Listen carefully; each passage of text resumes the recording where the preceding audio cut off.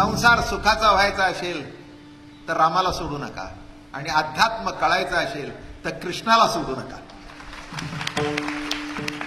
दोन सिद्धांत लक्षात घे, हे दोन टोक आहेत. संसार मर्यादा पुरुषोत्तम राम, एक वाणी, एक पत्नी, एक वचन. म्हणून आपली शपथ रामासारखीच आहे. वारकरी संप्रदायाची शपथ कशी आहे? रामासारखीच आहे. म्हणून संसार सुखाचा व्हायचा असेल, शिस्तबद्ध काही न भानगड होता राम, तिकडे कृष्णाकडे जाऊ नका. कारण त्याच्याकडे भानगडी करायचा आणि पचवायची ताकद होती. तुमच्याकडे काहीच नाही. कशाचे करता, कशाचे करता? नुसते एका बाईने डोळे वटरले तर तुम्ही लांब पळताय, आणि त्यांनी एका अंतरपाटावर 16,108 पोरींशी लग्न केली. काय ताकद आहे का काय? एवढा तुमच्या आयुष्यात अंतरपाठ सुद्धा विकत आणता येणार नाही. तर लग्न कशाचे करता? तुम्हाला तर मी सांगितलं की उद्या सकाळी 16,108 अंतरपाठ आणा. जवळजवळ 6 फूट असा, 5-6 फूट असा, 3 फूट, किती झालं? 2 मीटर.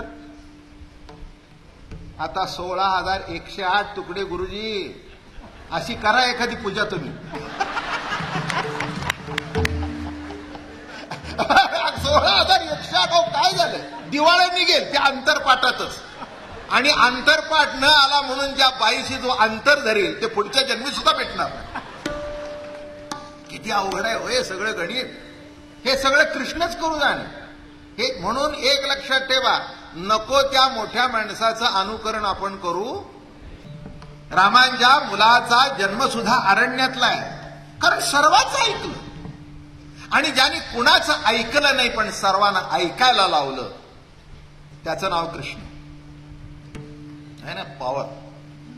कुणाचं ऐकलं, कुणाचं नाही. मी म्हणेल तसंच, असं म्हणजे असंच.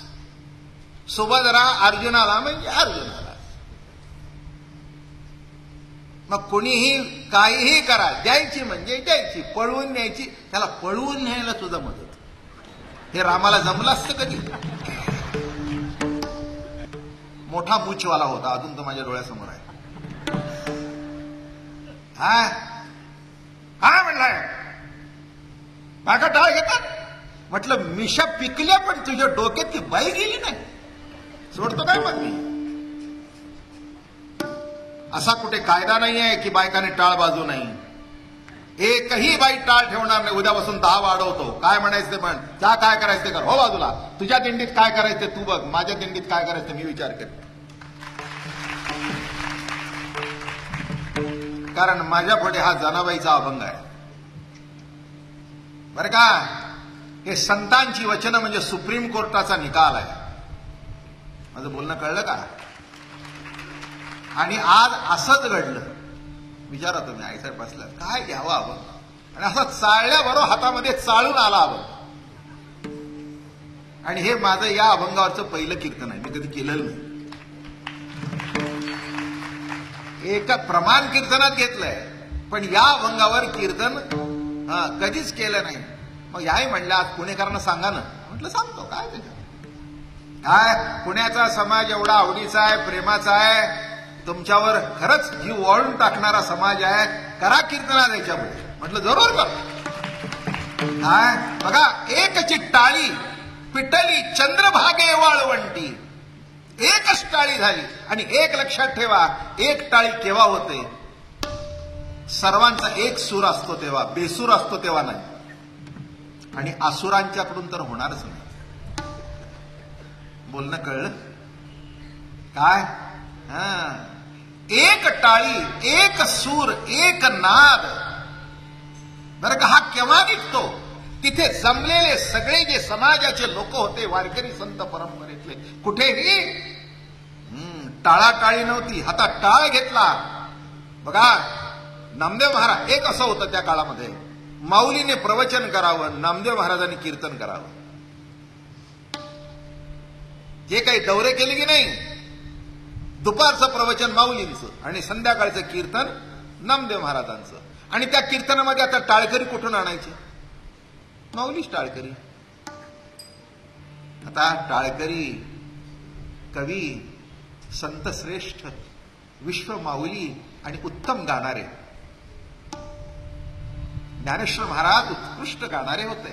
त्याशिवाय इतक्या सुंदर विरहिण्या त्यांच्या काव्यातून प्रकट होणार नाहीत.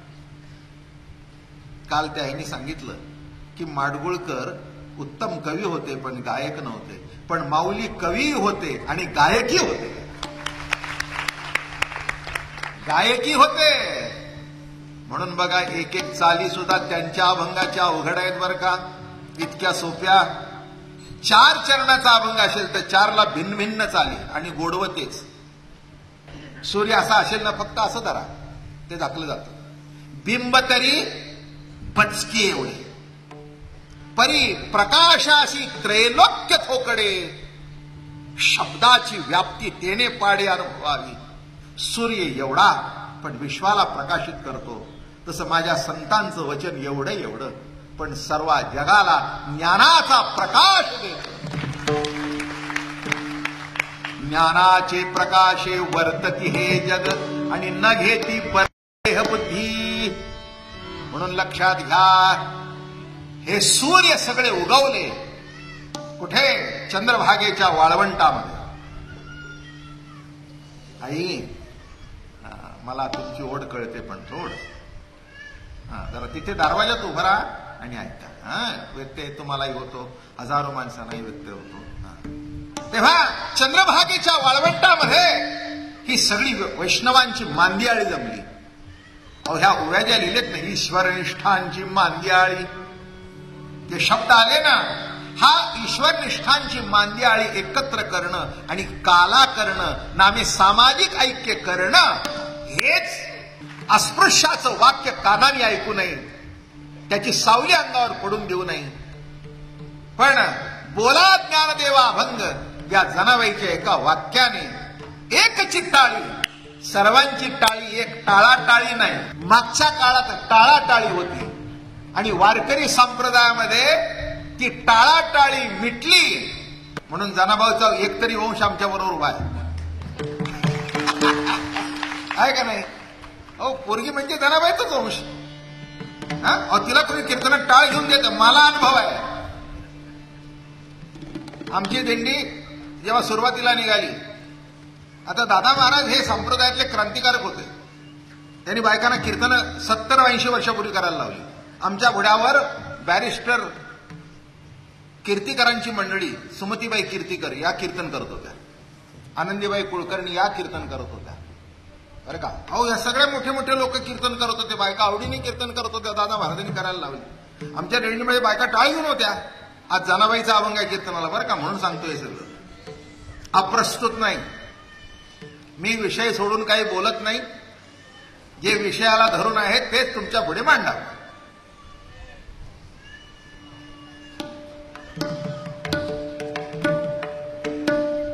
आणि गंमत बघा, टाळ घेऊन दिंडीतून महिला होत्या. माझ्याकडे एक आला आणि मला सांगितलं, त्या तुमच्या दिंडीमधल्या बायकांच्या गळ्यात टाळ आहे ते काढायला लावा. म्हटलं, एवढ्या वर्ष वारी करतोय, अजून डोळ्यातली बाई गेली नाही का? आई का बसली नाही? किती वर्ष झाले रे तुला वारी करायला? किती वर्ष झाली? तरुण होतो मी, मला वाटतं 25 होतो. आला माझ्याकडे, म्हटलं, बाबा महाराज सातारकर, तुम्हाला हे असं काहीतरी करायची सवय आहे? मला असं वाटतं पहिल्यांदा त्यांनी चाल बदलशी असेल मग आपण म्युझिक डायरेक्टर. अहो, त्यांना जे संगीताचे सूर सापडले होते ते केवळ जगाला खुश करणारे नाही, निर्गुण निराकार परमात्मा त्यांच्या अभंगवाणीतून, त्यांच्या ओवीतून सगुण साकार होऊन कीर्तनामध्ये नाचत होता. हे ज्ञानोबारायच्या काव्याचं श्रेष्ठत्व.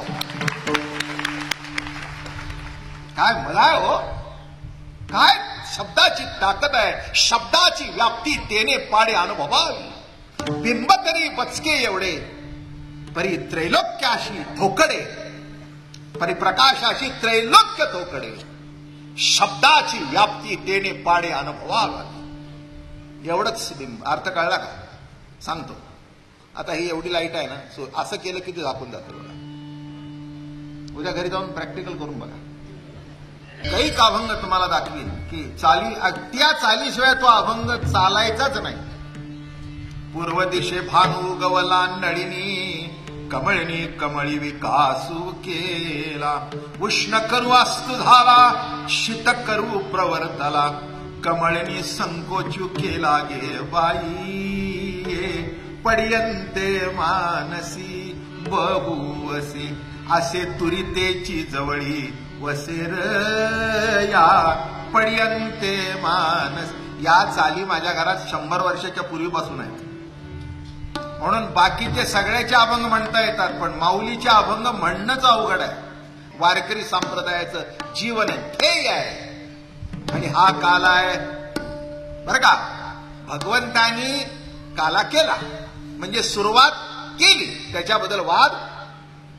गोपाळकृष्ण 2 महिने ऐकला तुम्ही. गेल्या वर्षी 1 महिना, या वर्षी 1 महिना, अजून संपलेला बरं का. अजून पुढची रास क्रीडा वगैरे बाकीच आहे बरं का. रास क्रीडा बाकी आहे, मथुरेतला प्रवेश बाकी आहे, द्वारकेचं राज्य बाकी आहे. मधलं भागवत सांगून निजधाम करू. भागवत सांगितलं पाहिजे की नाही, तोही कृष्ण चरित्राचाच भाग आहे नाही का. निजधामाला जाण्यापूर्वी उद्धवाला त्यांनी भागवत सांगितलं, तोही भाग आहे. म्हणून कैक वर्ष तुमच्या माझ्या आयुष्याला पूर्ण होईल एवढा कृष्ण आहे. आणि शेवटी सांगणं हे कृष्णाने सुरुवात केली आहे. माझं बोलणं कळलं का. रामाने सर्वांचं ऐकलं, कुणाला काही सांगितलं का कधी सांगितलं का. अमकं कर नाही. सावत्राईचं ऐकलं, वडिलाचं ऐकलं बरं का, सगळ्यांचं ऐकलं, बायकोचं ऐकलं. माझं आणून द्याव हरिण अयोध्या नाथा, माझं ऐकलं परवा तुम्ही. आता अयोध्या नाथा मला हरिण आणून द्या हे तिचं ऐकलं, पण नाथाने आमच्या लिहून ठेवलंय. काय लिहिले बा रामायणात. मागता मृगाची कांचोळी, सर्व सुखाची झाली होळी, अंतरला रामधुरी. काय म्हणतायत. मागता मृगाची कांचोळी. कळलं का. विषयाच्या मागे लागली आणि त्यालाही त्याच्या मागे लावला आणि जवळचा राम दूर गेला.